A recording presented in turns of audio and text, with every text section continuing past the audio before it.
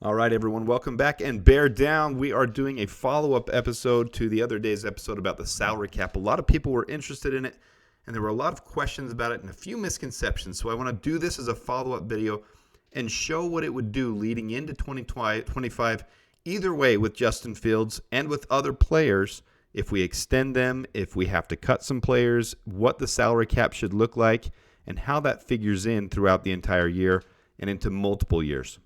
Okay, so here's the salary cap as it stands for 2024 before we hit the draft, before we hit free agency, after the cuts of Cody Whitehair and Eddie Jackson. We're sitting roughly around $70 million.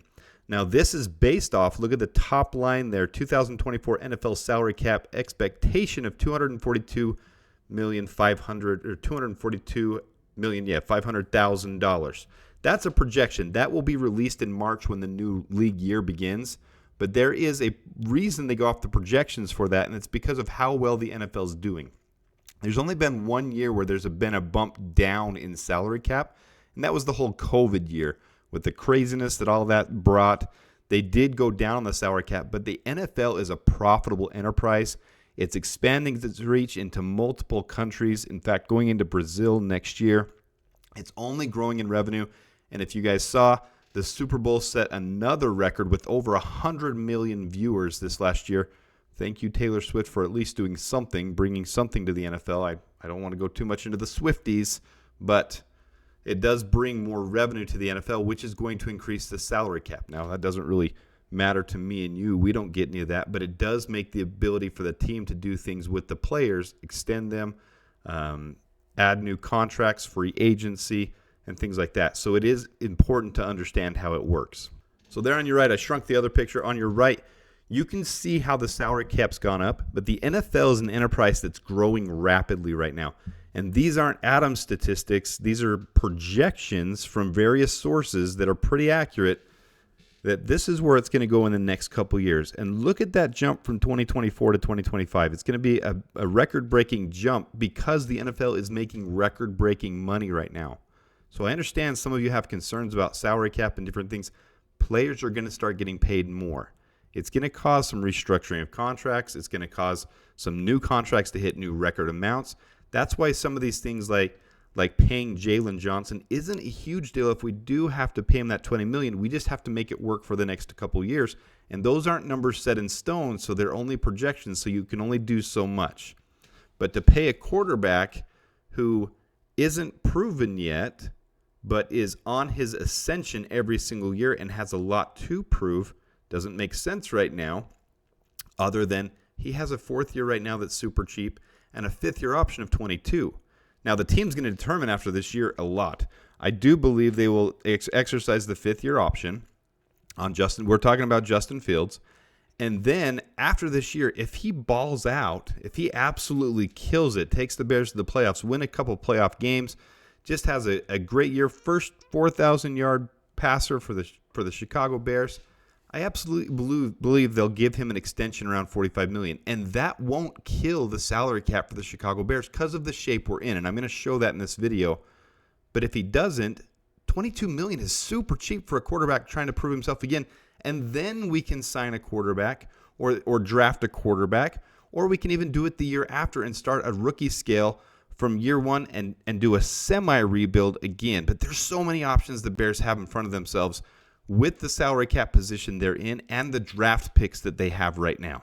So I'm going to give a hypothetical, and this isn't the point of this video is to be a mock draft. I'm going to give a hypothetical of just doing 2 trade downs, one with the Washington Commanders and one from 9 to 16 with the Bears to the Seahawks with the 9th pick.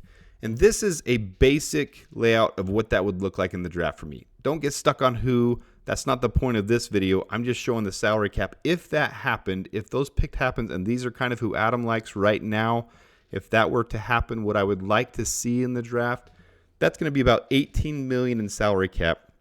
So we picked up a little bit more salary cap expense because we picked up the 2 second-rounders from the Commanders.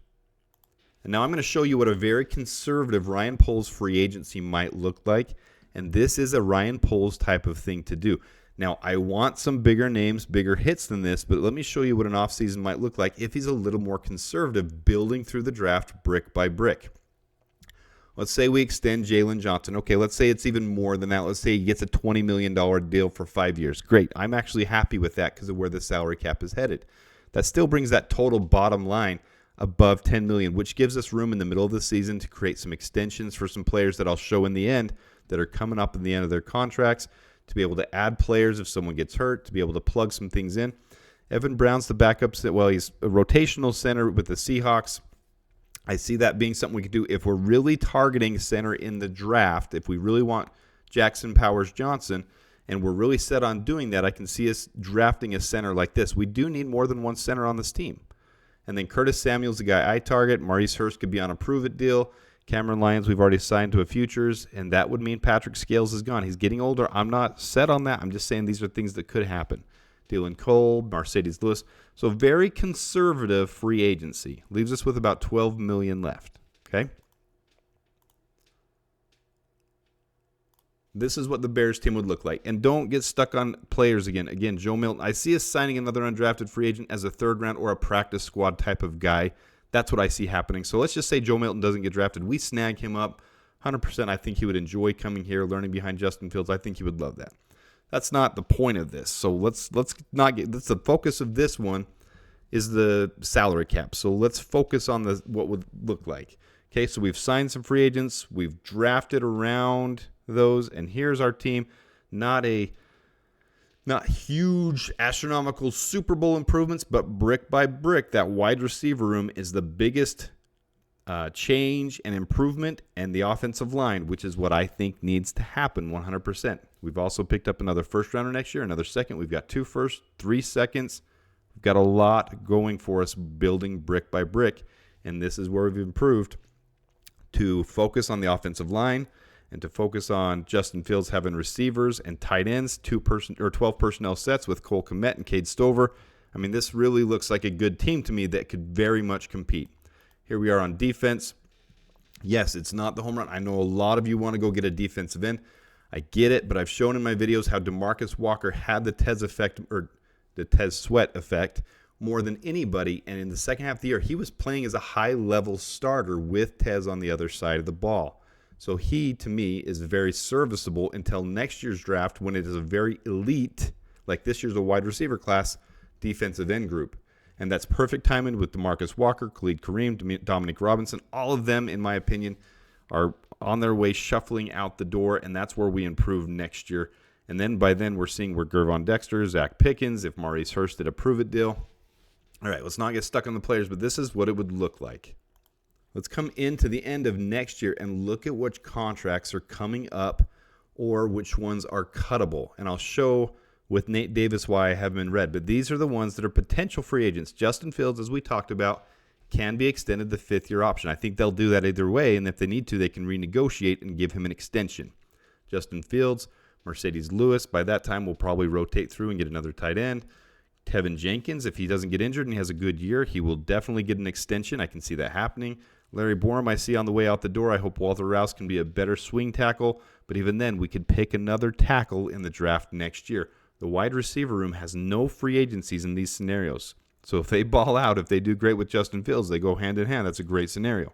We will have 3 free agent running backs.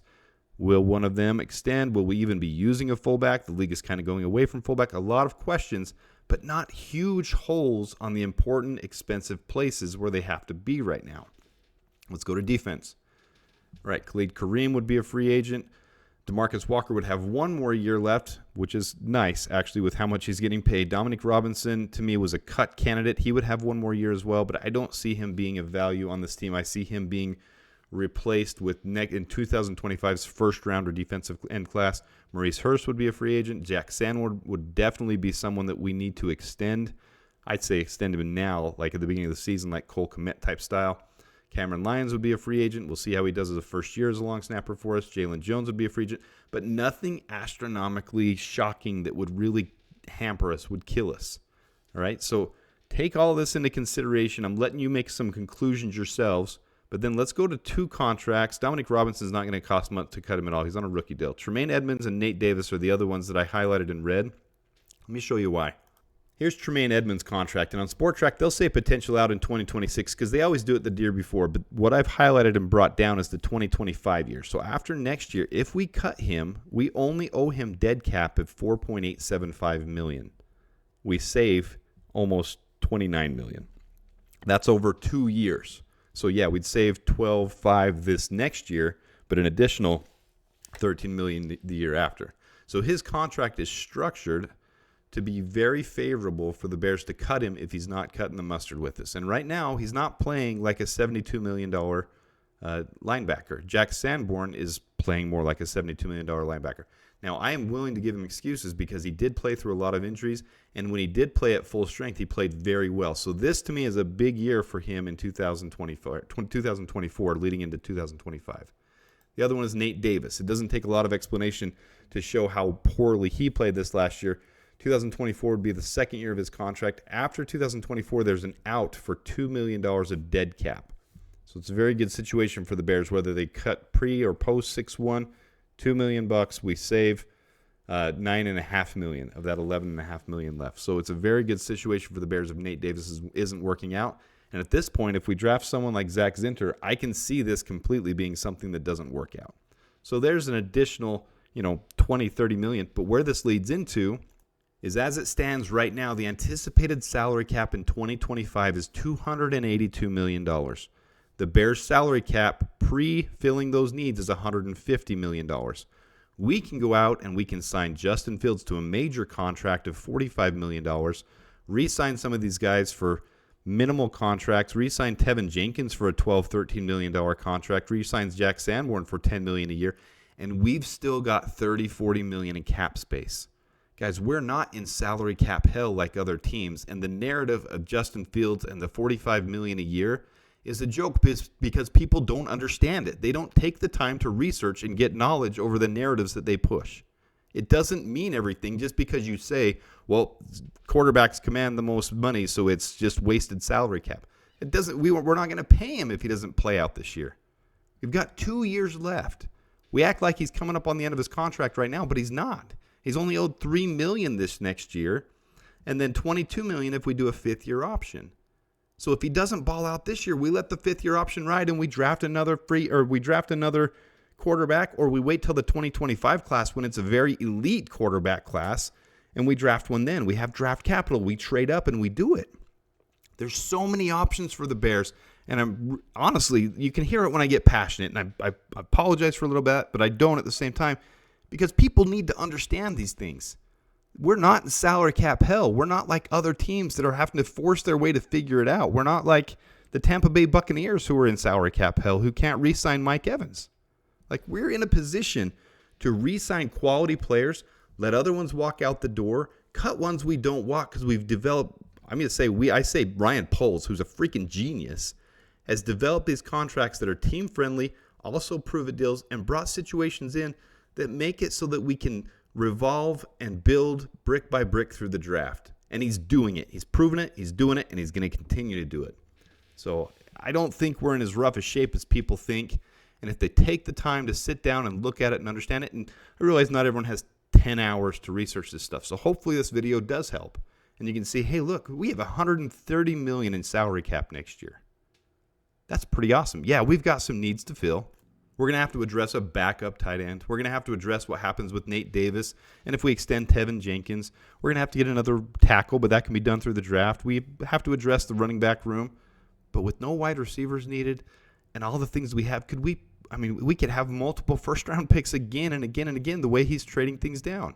So if he trades down one this year and we have 2 firsts next year, we could pick a running back in the first round if we want to. Something the Bears don't always have the luxury of doing, which would be really neat to watch, because Ryan Poles has built this thing up brick by brick. And we say it over and over again, but it is what it is. Look on defense. All right, the other one we use as a defensive end on the first round, and maybe we use a running back in the second round and a defensive end and a tackle in the first round. There's so many options when you've built yourself up this way and you've done it the right way. Yeah, we need to extend Jack Sanborn. Cameron Lyons would be a cheap extension. Jalen Jones is a backup safety. A backup safety isn't going to command much. Look at all those cornerbacks and free safeties that we're not having to pay. We extended Jalen Johnson, and we've still got rookie deals. The other question, and I'm going to address this to end the video, A lot of you ask, well, we've got all these young players and eventually they're going to have to get paid. That's the good problem you want to have. You want to have young players that are balling out that you can either trade and get draft capital for, or if they end up walking, you get comp picks for. The good teams have this problem on their hand that they have too many good players. Think about where we were in 2021 and 2022. We were finding 5th, 6th, 7th undrafted free agents, 7th rounders to fill holes for us. If all of a sudden we're having to draft new people in the 3rd round to replace good players that we had to let walk because we couldn't extend them, that's what good teams have to go through. All right, hopefully this helps. I know a lot of you are asking questions about salary cap, and to me it's something that I find very interesting, and I like to understand so I know where the Bears are headed, and more importantly, so I can know how that man right there works, how Ryan Poles works, because he's building this team the right way and structured in a way that is long-term for the future. With that, please hit the like button if you haven't. I do appreciate you guys. I do appreciate the comments. I like to be able to hear your thoughts. There are some things I learn as well. And if you haven't subscribed, please do so because I do appreciate it. Until next time, bear down.